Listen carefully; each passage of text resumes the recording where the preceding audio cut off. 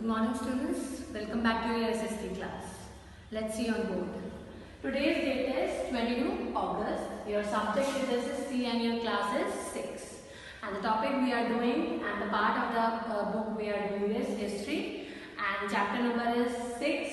Your name of chapter is growth of new ideas.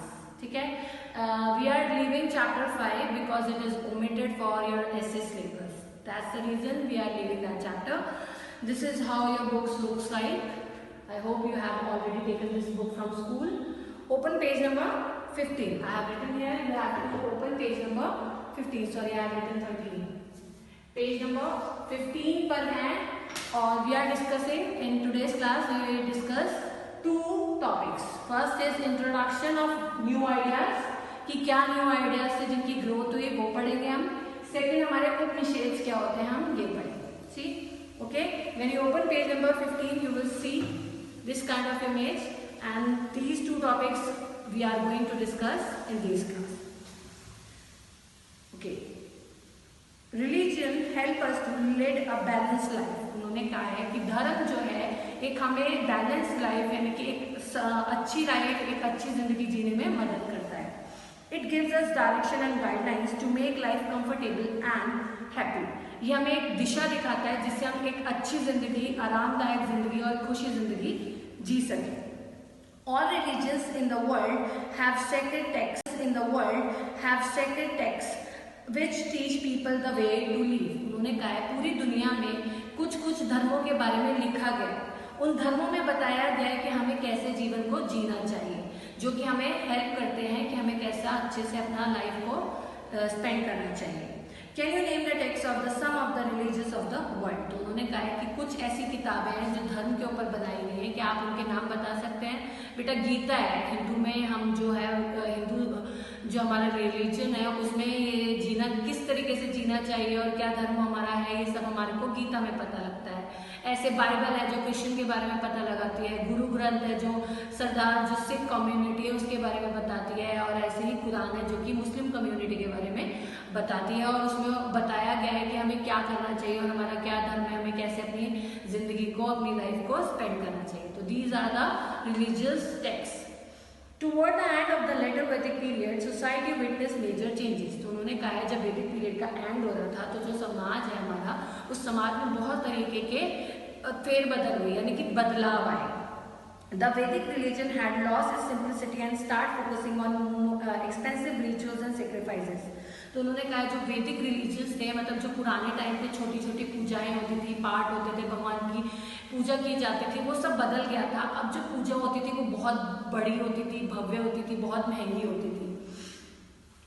Religion on expensive rituals and sacrifices. Religion become very complex and expensive. जो आज उस time पे धर्म था वो बहुत ही महंगा हो गया था, बहुत ही महंगा हो गया था और बहुत ही जटिल यानी कि कठिन हो गया था. कॉम्प्लेक्स का मतलब होता है कठिन, एक्सपेंसिव का मतलब होता है महंगा हो गया था. Elaborate rituals, animal sacrifices were performed on every occasion. तो उन्होंने कहा है कि बहुत बड़ी बड़ी पूजाएं की जाती थी और जो जानवर हैं उनकी बलि दी जाती थी. राजसूय and Ashvamedha yajna were performed during all occasions by Brahmin priest. तो उन्होंने कहा है कि इस तरीके की पूजा पाठ की जाती थी. दो तरीके के यज्ञ बताए हैं, राजसूय और आपका अश्वमेध, जो कि बड़े बड़े पंडित करते थे. और इस दौरान thousands of animals were sacrificed and affected the common people. तो बहुत जानवरों को बलि चढ़ाया जाता था, उन्हें मारा जाता था, जिससे जो आम लोग हैं उनको बहुत तकलीफ होती थी, उन पर फर्क पड़ता था इस चीज़ का. आगे जो डेवलप हुआ वो हुआ caste system was rigid which led to ill treatment of lower caste called Shudras. तो उन्होंने कहा है कि जो छोटी कम्युनिटी थी, हमने कहा था कि हमने 4 वर्णों में जो है लोगों को बांट दिया था. ब्राह्मण थे, क्षत्रिय थे, वैष्णव से और आपका शूद्रा थे. तो हमने कहा था शूद्रा जो है सबसे लो कम्युनिटी होती थी, हमने लास्ट चैप्टर्स में पढ़ा था. तो इन्होंने कहा है कि जो कास्ट सिस्टम था वो बहुत ही रिजिड हो गया था यानी कि टफ हो गया था और वो जो शूद्रास थे उनकी स्थिति जो है उस टाइम बहुत खराब हो गई थी. उन लोगों को अच्छे से ट्रीटमेंट नहीं मिलता था, उन लोगों को मंदिर में नहीं जाना दिया जाता था, उनको सिटी से बाहर रखा जाता था. The Shudras were not allowed to enter temples and mingle in common places. तो उनको जो है जो आम जगहें भी थी वहाँ पे शूद्रास को जाने नहीं दिया जाता था और उनको पूजा पाठ में बिठाया नहीं जाता था, भजन कीर्तन में बिठाया नहीं जाता था. The Vedic texts were था, भजन कीर्तन में बिठाया नहीं जाता था। The Vedic texts were also written in Sanskrit, which could not be understood by the common people. तो उन्होंने कहा जो वेद लिखे हुए हैं वो संस्कृत की लैंग्वेज में लिखे गए थे, जो कि बहुत डिफिकल्ट लैंग्वेज है और वो सबसे पढ़ी नहीं जाती, जिसकी वजह से ब्राह्मण लोग जो हैं जिनको वो लैंग्वेज आती थी उनकी बहुत पूछ होती थी, यानी कि उनको बहुत लोग मानते थे, उनकी बहुत डिमांड होती थी। द पावर ऑफ ब्राह्मण increase, it was under this situation new ideas and believe were born. तो जब ब्राह्मण को बहुत ज़्यादा उनकी वैल्यू बढ़ गई, उनकी पावर बढ़ गई, और उसके बाद ही जो है उन्होंने न्यूज आइडियाज दिए, ग्रो दिए, किसमें, हमारे धर्म में।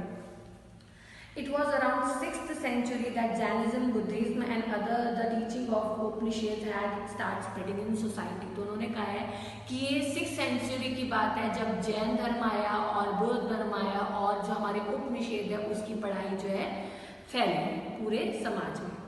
तो this is the topic introduction we have finished. Now time to move to next topic and that is Upanishad. We are discuss in the last classes कि उपनिषेद जो हमारे वेद होते हैं, वेद 4 तरीके के होते हैं, उनमें और भी उपनिषेद होते हैं जो हमने लास्ट चैप्टर्स में पढ़ा था। तो आगे पढ़ते हैं। उपनिषेद मीन्स, उपनिषेद का क्या मतलब होता है? To be seated at the feet of guru. Upanishad का मतलब होता है अपने गुरु के पैरों में बैठना। उप का मतलब होता है नियम, यानी कि जो उपनिषेद है उसको अगर हम बाइफरकेट करें, जैसे कि उपनिषेद है, राइट, तो इसका उप, राइट, उप को उन्होंने क्या कहा है? इसका मतलब होता है नियम, ठीक है। फिर उन्होंने कहा है between 7th century and 4th century the Upanishad were composed and there were 108 Upanishads। तो उन्होंने कहा है कि ये माना जाता है 7th century से लेकर 4th century तक उपनिषेद के बारे में काम किया गया, और टोटल जो है आपके कितने उपनिषेद निकल कर आए? 108। According to the Upanishad, the human body has a soul which survives even after the body dies। तो उपनिषेद में लिखा हुआ है या माना जाता है कि जो इंसान है, इंसान के अंदर एक आत्मा होती है जो कि तब भी होती है जब उसकी बॉडी मर जाती है, मतलब जब इंसान मर जाता है तो वो आत्मा तो रहती है। It is said that a person can reach God through भक्ति। ये भी माना जाता है कि इंसान को अगर भगवान के पास जाना है, ईश्वर के पास जाना है, अल्लाह के पास जाना है, तो वो कैसे जा सकता है? जब उसकी भक्ति करेगा या उसका पाठ करेगा, उसका कीर्तन करेगा, उसका भजन करेगा, तभी वो जो है अपने ईश्वर से या भगवान से मिल सकता है। Devotion of God. The Upanishad also taught the law of karma. Upanishad में ये भी लिखा है कि कर्मा क्या होते हैं, कैसे कर्म करने से हमें क्या फल मिलता है। ठीक है, ये पूरा जो है आपका उपनिषेद का पार्ट है। The Upanishad also taught the law of karma. They also laid stress on yoga and meditation for leading a healthy life.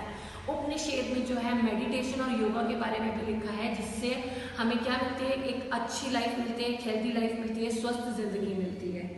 Upanishads contain the essence of the Hindu philosophy and constitute the final part of the Vedas called Vedanta। तो उन्होंने कहा उपनिषेद में बहुत तरीके की philosophies हैं और बहुत तरीके के वेद हैं जो इकट्ठे होकर क्या बनते हैं? वेदांता बनते हैं। द मेन के बारे में भी लिखा है, जिससे हमें क्या मिलती है? एक अच्छी लाइफ मिलती है, एक हेल्दी लाइफ मिलती है, स्वस्थ जिंदगी मिलती है। Upanishads contain the essence of the Hindu philosophy and constitute the final part of the Vedas called Vedanta।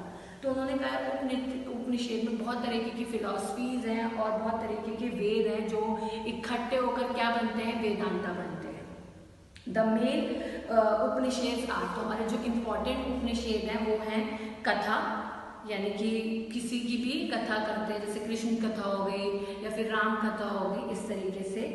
ईसा, केना, मुनकाडा, वेतस्वरा, पर्सना, मंदुकया, ऐत्रेया, बृहद्रण्यका, इस तरीके से ये जो हमारे मेन आपके उपनिषेद हैं। ठीक है, तो देयर आर सम इम्पॉर्टेंट उपनिषेद्स जिनके बारे में अलग अलग टीचिंग दी गई है। ठीक है, on this note I am ending today's class. We have discussed both the topics. Further topic we will discuss in further class. Thank you.